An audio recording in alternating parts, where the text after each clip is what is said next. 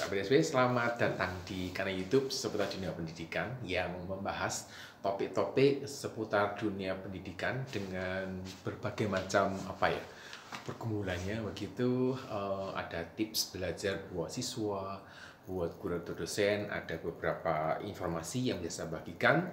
Juga buat orang tua, mungkin sesuatu yang bisa menolong orang tua untuk menolong anak juga dalam pendidikan, dalam belajar. Mungkin kita punya pendapat yang berbeda, tetapi kita bisa saling melengkapi, kira-kira begitu. Nah, dan topik kali ini saya ingin membagikan pengalaman gitu ya, hal-hal yang saya peroleh terkait dengan urusan presentasi. Jadi terus terang saya memang agak rewel dalam hal presentasi gitu ya, karena memang ya mungkin bawaan gitu ya. Jadi presentasi itu ada dalam banyak hal kita mengerjakan. Buat yang kuliah, buat yang sekolah, tugas sekolah, ada yang disampaikan dalam bentuk presentasi. Kemudian buat mahasiswa ketika ujian tugas akhir, misalnya ujian skripsi, itu juga melakukan presentasi. Bahkan ketika bekerja pun ada di antara kita yang juga mesti melakukan presentasi. Dan presentasi lisan itu buat beberapa orang bukanlah sesuatu yang mudah karena berhubungan dengan public speaking, gitu ya, berhubungan dengan bagaimana berbicara di depan orang banyak. Dan kali ini saya akan bicara tentang hal itu. Jadi hal-hal praktis apa yang kita bisa persiapkan terkait dengan melakukan presentasi. Jadi kita lanjutkan setelah yang satu ini. Ya.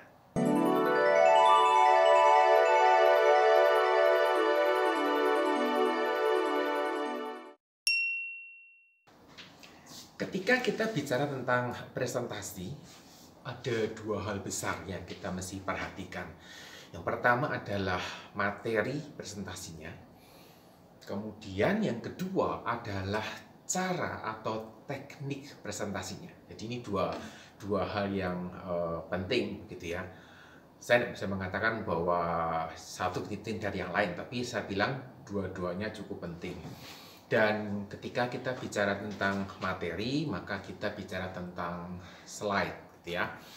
Kalau kita bicara tentang slide, saya selalu menyarankan, gitu ya, kepada setiap presenter untuk membuat sendiri slide yang dipakai untuk presentasi. Kenapa, gitu ya? Kok enggak dibikin orang lain aja, gitu?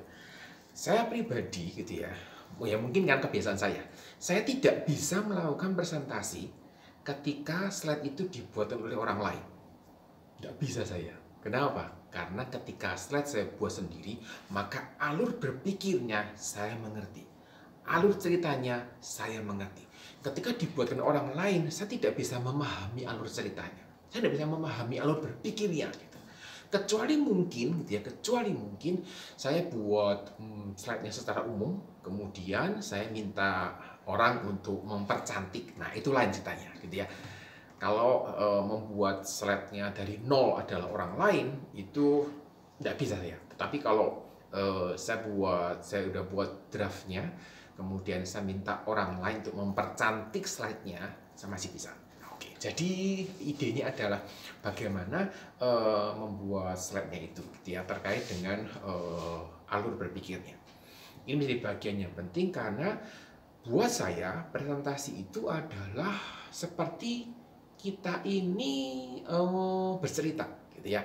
Nah, kalau ceritanya itu tidak nyambung, gitu ya, alurnya ini tidak tidak cocok begitu, orang tidak bisa mengerti dengan baik. Dan itu yang mesti dipersiapkan supaya presentasi ini menjadi sebuah presentasi yang bisa menolong pendengar untuk memahami apa yang sedang disampaikan. Pada waktu kita ini menguasai materinya, gitu ya, menguasai materi dipresentasikan, tetapi tidak mampu untuk menyampaikan, gitu ya, presentasi dengan baik, maka itu percuma, sia-sia, gitu. Jadi ibaratnya begini, ada sebuah cerita, gitu ya, yang sangat menarik, yang bisa bikin orang penasaran, kira-kira begitu. alurnya cukup bagus, tetapi ketika disampaikan dengan cara yang datar-datar saja, gitu ya, orang tidak akan melihat bahwa ini cerita menarik. Sebaliknya, cerita yang mungkin biasa, begitu ya, alurnya juga standar, gitu ya, tapi ketika dikisahkan oleh seseorang yang memang mahir bercerita, maka orang jadi duduk, gitu ya, terus mendengar dengan serius, kira-kira seperti itu. Saya punya seorang teman ketika saya kuliah, saya punya teman yang ahli bercerita. Bahkan dia mengatakan bahwa pekerjaannya dia adalah seorang storyteller. Luar biasa, gitu ya. Dia menyampaikan cerita yang sederhana menurut saya waktu itu pas kita ketemu makan, cerita sederhana, saya lupa ceritanya apa, tetapi karena dia seorang storyteller, gitu ya, seorang orang yang pekerjaannya bercerita, gitu ya, maka luar biasa, gitu ya. Kisah yang disampaikan itu sederhana, tetapi bisa membuat orang untuk tertarik dan menunggu, gitu ya, apa yang disampaikan. Habis ini apa, gitu ya, dan seterusnya. Jadi buat saya presentasi itu ibarat seperti seorang yang bercerita, gitu ya, menyampaikan kisahnya. Apa tugasnya, penelitiannya, ide dan pemikirannya, kira-kira demikian. Nah, buat saya, begitu ya, slide presentasi itu bukan bahan bacaan yang dibacakan. Jadi ketika saya itu ditampilkan begitu, kemudian presenter ini membacakan slide buat pendengarnya, menurut saya itu bukan cara yang tepat, gitu ya. Dan apa ya, buat saya, gitu ya, slide itu adalah panduan visualisasi. Slide itu adalah panduan presentasi dan sesuatu yang memvisualisasikan apa yang saya sampaikan. Jadi buat saya slide itu bukan bahan bacaan yang akan saya bacakan atau pendengar silakan baca sendiri, kira-kira begitu. Tidak, tetapi slide itu saya pakai untuk memandu saya bercerita, ya, dan menolong pendengar untuk bisa mendapatkan visualisasi yang lebih baik. Itu yang saya harapkan dari slide-nya. Sehingga kalau Anda memperhatikan slide-slide yang saya buat, tidak bisa dipakai, slide kuliah misalnya, tidak dipakai untuk belajar. Kenapa? Karena itu panduan visualisasi, panduan saya untuk bercerita, panduan saya untuk mengajar, dan memberikan visualisasi kepada pendengarnya. Di mana materi belajarnya? Ya di cerita saya, ya di bahan kuliah yang diberikan dari buku atau dari diktat. Itu yang saya kerjakan terkait dengan masalah slide tadi. Nah, ketika kita bicara tentang di mana sebaiknya kita mesti berdiri, gitu ya. Gimana sebaiknya kita mesti berdiri, kita presentasi. Apakah kita berdiri di depan seperti ini, gitu ya? Nah, jadi ada slide-nya, gitu ya. Saya berdiri di depan, gitu ya. Seperti ini. Atau saya berdiri di samping, di sini, atau di sini, nah, di sini. Atau saya sebaiknya berdiri di sebelah sini. Mana yang lebih baik, gitu. Dan saya menyarankan bahwa kalau pendengar itu berada pada posisi yang tingginya sama, begitu ya, mungkin sebaiknya jangan berdiri di depan begini. Kenapa? Karena orang akan terhalang pandangannya, gitu ya, dengan badan kita, gitu. Jadi di samping, gitu ya. Kalau di samping, gitu ya, nah, menurut saya tergantung apakah Anda ini kidal atau bukan, gitu.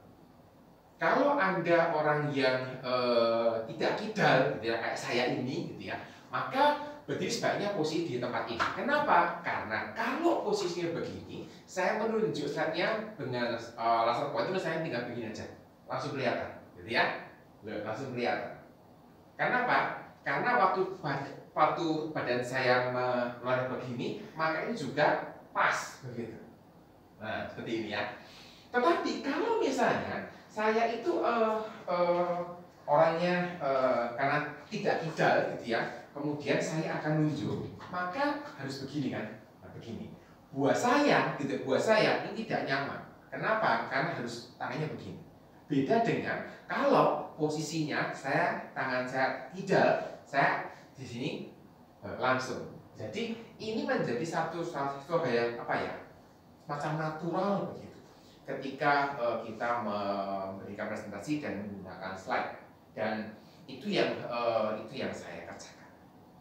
Nah, sekarang ketika kita sedang presentasi, gitu ya, apakah lebih baik kita berdiri di satu posisi terus, di sini terus misalnya, kemudian saya cerita, atau saya berdirinya karena saya tidak kidal, saya berdiri di sini, gitu ya, terus saya cerita terus, gitu ya, apa yang saya presentasikan, atau saya boleh sambil berjalan keliling sebagainya. Buat saya, ketika kita mengajar di sebuah kelas misalnya, maka ketika pembicara ini berjalan berpindah tempat, itu menolong pendengar untuk mendapatkan semacam begitu, supaya dia itu tidak bosan dengan situasi yang ada. Tapi agak berbeda kasusnya ketika Anda melakukan presentasi terkait dengan apa ya, tugas kantor misalnya, nah itu agak beda. Atau buat para dosen atau guru mengikuti seminar, konferensi misalnya, kemudian presentasi gitu. Nah ini agak juga beda ceritanya gitu ya. Tapi kalau mengajar gitu ya, presentasi yang panjang, kalau presentasi singkat, presentasi tugas akhir, presentasi tugas sekolah, tugas kuliah yang 15 menit mereka begitu, berdiri satu tempat mungkin tidak masalah. Tetapi ketika mengajar gitu ya, saya sangat menyarankan ketika presentasi ini Anda bergerak gitu ya, bergerak memberikan semangat kepada pendengar ini untuk bisa menggerakkan badannya, menggerakkan kepalanya gitu ya, supaya orang Jawa tidak tengeng lehernya begitu. Kenapa? Karena juga menolong pendengar supaya mereka itu tidak bosan dengan suasana yang ada, karena ada variasi yang diberikan oleh pembicaranya. Nah, ada orang bertanya gini, boleh tidak di dalam sebuah presentasi itu menggunakan mikrofon yang ada sound system dan sebagainya? Alasannya ya karena suaranya kurang keras gitu. Buat saya itu sah-sah saja. Tetapi perlu diperhatikan, gitu ya, diperhatikan bahwa tidak semua ruangan itu dirancang dengan baik sistem audionya, akustiknya juga untuk bisa dipakai menggunakan sistem pengeras suara. Ini perlu diperhatikan karena ketika suara itu justru rusak gara-gara pantulan dan sebagainya, maka orang tidak mendengarkan apa yang Anda sampaikan. Jadi saya cenderung, gitu ya, jika memungkinkan berbicara di ruangan tertutup, gitu ya, maka saya cenderung tidak menggunakan mikrofon, tidak menggunakan pengeras suara sama sekali. Jadi menggunakan proyeksi suara, gitu ya, supaya dapat terdengar sampai di ujung belakang. Dan kalau memang ada kesempatan bisa menggunakan mikrofon dan cukup bagus akustik ruangannya, maka penggunaan mikrofon yang nirkabel, yang tidak menggunakan kabel, yang wireless, itu sangat disarankan karena memberikan kebebasan, gitu ya. Kalau saya pribadi, saya lebih suka menggunakan, kalau misalnya pakai mic, gitu ya, saya suka pakai mikrofon yang saya tidak perlu pegang, gitu ya, tinggal jepit gimana begitu, di kepala atau apa, sehingga tangan saya bisa bebas bergerak. Tapi buat beberapa orang mungkin, gitu ya, mungkin mikrofon yang dipegang akan lebih baik. Kenapa? Karena ada beberapa orang yang ketika gugup, gitu ya, itu mesti pegang sesuatu, gitu ya. Daripada pegang sesuatu tidak ada artinya, gitu ya, lebih baik pegang mikrofon aja, gitu. Jadi tidak memberikan kesan bahwa Anda ini gugup atau apa, gitu ya, tapi Anda pegang sesuatu, yaitu mikrofon, dan ini menolong Anda, gitu ya, dalam dua sisi. Pertama, menolong supaya Anda tidak gugup karena pegang sesuatu, gitu ya, sehingga pegang sesuatu tidak gugup. Yang kedua adalah menolong volume suara Anda lebih keras dan dapat didengar di jarak yang cukup cukup jauh. Tetapi tentu saja ada perbedaan ketika melakukan presentasi di ruangan yang terbuka. Ini beda. Kalau ruangan terbuka, saya memang harus pakai mikrofon.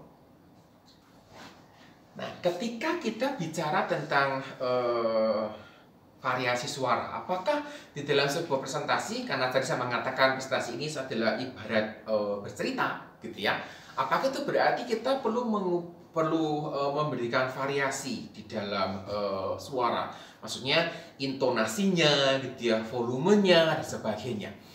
Ketika kita bicara tentang presentasi yang sifatnya formal, maka sebenarnya tidak perlu kita melakukan sebuah perubahan intonasi atau volume, karena tidak ada sesuatu yang perlu ditekankan secara khusus, gitu ya. Tetapi ketika kita menggunakan presentasi ini untuk bercerita sesuatu, mungkin kita perlu melakukan perubahan intonasi.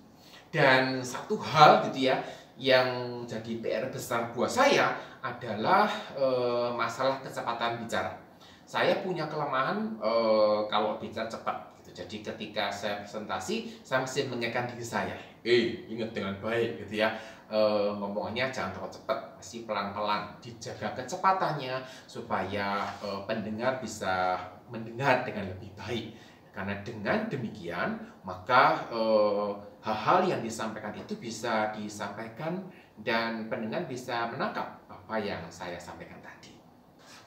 Dalam beberapa presentasi, ada yang dibatasi waktunya, ketika Anda presentasi tentang tugas kuliah misalnya, atau presentasi tentang ide di kantor misalnya, atau di dalam sebuah seminar, waktu presentasi dibatasi 10-15 menit biasanya. Jika demikian, maka sebaiknya Anda latihan dulu. Latihan supaya bisa tahu kira-kira kalau saya cerita begini gayanya, berapa waktu yang diperlukan. Dan saya menyarankan, sebaiknya tiap menit ganti slide, gitu. Wah, berarti perlu timer, perlu stopwatch. Ya, dikira-kira aja lah. Dan ini perlu latihan, mohon maaf. Perlu latihan supaya Anda terbiasa. Tapi idenya, idenya adalah dengan mengganti slide setiap menit, itu kira-kira itu menolong pendengar supaya tidak bosan dengan situasi yang terjadi. Dan dengan juga membuat slide, jumlah halamannya itu kurang sedikit, dari batas waktu maksimal dalam menit. Jadi misalnya waktu presentasinya 15 menit, ya buatlah slide-nya 12 atau 13 halaman, maka itu menolong kita, untuk bisa mengatur kecepatannya, terbantu setidaknya, tetapi tetap harus perlu latihan. Kemudian ketika berbicara, saya menyarankan sebaiknya, jangan berhenti terlalu lama. Maksudnya ya kita kan tidak mungkin berhenti 2 menit tidak bicara, bukan begitu. Tapi dalam ekspresi saya, ketika seorang pembicara melakukan presentasi tertentu dan berhenti, berhenti tidak bicara sekitar 4-5 detik, itu sudah bisa menimbulkan kegelisahan, di antara pendengar. Loh, ada apa kok diem, ada sesuatu yang dia lupa, atau ada informasi yang kelewatan, atau banyak yang beredar di benak pendengar waktu itu, sehingga ini harus diperhatikan. Jadi boleh pause, boleh stop sebentar, tapi jangan terlalu lama. 2 detik cukuplah, kira-kira. Nah, jadi ada 3 hal penting, ada 3 kata penting yang perlu diperhatikan dalam presentasi, yaitu pertama berlatih, yang kedua berlatih, yang ketiga juga berlatih. Artinya apa? Artinya tidak ada sesuatu yang instan. Orang tidak bisa tidak bisa langsung tiba-tiba langsung ahli presentasi gitu ya, tanpa dia berlatih. Ada latihan-latihan yang mesti dikerjakan, dan berlatihlah dengan orang yang memang mahir presentasi. Berlatihlah dengan mereka yang sudah piawai begitu, yang bisa memberikan masukan, yang bisa memberikan kritik, yang bisa mengarahkan, yang bisa menolong Anda untuk mengembangkan kemampuan presentasi ini. Dan ini menjadi sesuatu yang mesti dilakukan supaya apa? Supaya kemampuan untuk menyampaikan pendapat ini dapat digunakan dengan maksimal. Karena toh ketika bekerja, beberapa jenis pekerjaan juga menuntut hal yang namanya presentasi. Jadi saya harap apa yang saya sampaikan pada hari ini gitu ya, tidak terlalu panjang gitu ya, bisa menolong sahabat SDP dan bisa setidaknya gitu ya memberikan gambaran apa sih yang kita mesti lakukan supaya saya bisa melakukan prestasi dengan lebih baik. Saya kira itu gitu ya, kita jumpa di lain kesempatan. Sampai jumpa.